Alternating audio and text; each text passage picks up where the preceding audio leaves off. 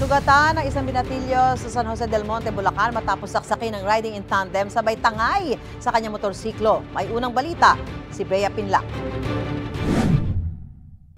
Nagmamaneho ng motorsiklo ang binatilyong ito sa barangay Kaypian sa San Jose del Monte, Bulacan nitong Martes ng gabi nang tila may bumubuntot sa kanyang dalawang lalaki sakay ng isa pang motor. Maya-maya, hinarangan na siya. Bumaba ang angkas ng motor at sinunggaban ang binatilyo. Sinaksak din ang biktima.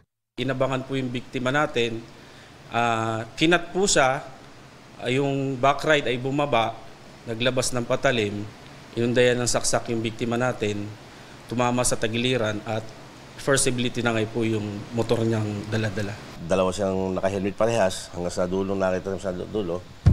Nung lumabas, dala-dala na yung motor. Matapos ang krimen, tumakas sakay ng magkahiwalay na motorsiklo ang mga suspect. Nakatakbo pa ang biktima para humingi ng tulong.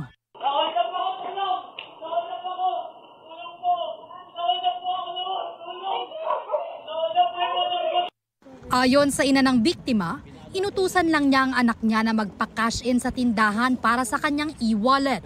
After 10 minutes lang, nagsisisigaw doon sa may gate na, Mami, tulong. Pasaksak ako, na-hold up ako. Yung motor, Mami, nakuha yung motor, gano'n siya ng gano'n.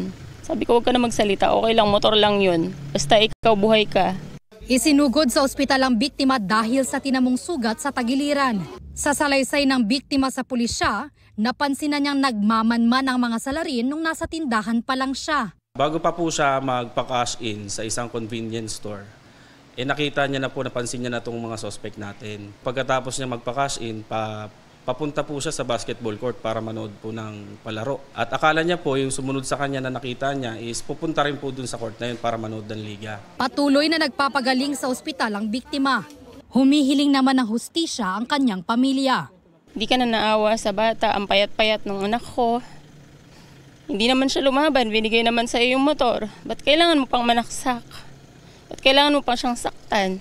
Tinutugis pa ng pulisya ang mga salarin na posibleng maharap sa reklamong carnapping at frustrated homicide. Ito ang unang balita. Bea Pinlac para sa GMA Integrated News.